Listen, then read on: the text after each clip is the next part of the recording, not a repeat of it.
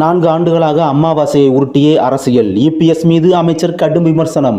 ஈரோடு கிழக்கு இடைத்தேர்தலில் போட்டியிடாமல் புதுமுறையிட்டு ஓடும் 23ஆம் புலிகேசி என அதிமுக பொதுச் செயலாளர் பழனிசாமியை அமைச்சர் செந்தில் பாலாஜி விமர்சித்துள்ளார். இது தொடர்பாக நமது எக்ஸ் பக்கத்தில் வெளியிட்டுள்ள அமைச்சர் செந்தில் பாலாஜி, 4 ஆண்டுகளாக அமாவாசையை உருட்டியே எடப்பாடி பழனிசாமி அரசியல் செய்து வருவதாகவும், பலரை ஏறி மிதித்து பதவியை பிடித்தவர் பழனிசாமி என்றும் பதிவிட்டுள்ளார்.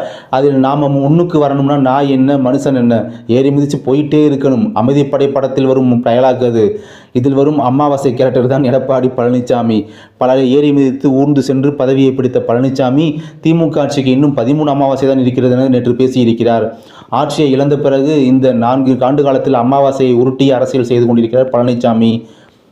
இன்னும் 28 அமாவாசைக்குள் மட்டுமே திமுக ஆட்சியில் இருக்கும் என்று 2024 ஜனவரி 25 தனது எக்ஸ் தளத்தில் பதிவு செய்தார். திமுக ஆட்சியின் ஆயுட்காலம் 19 அமாவாசைகள் தான்.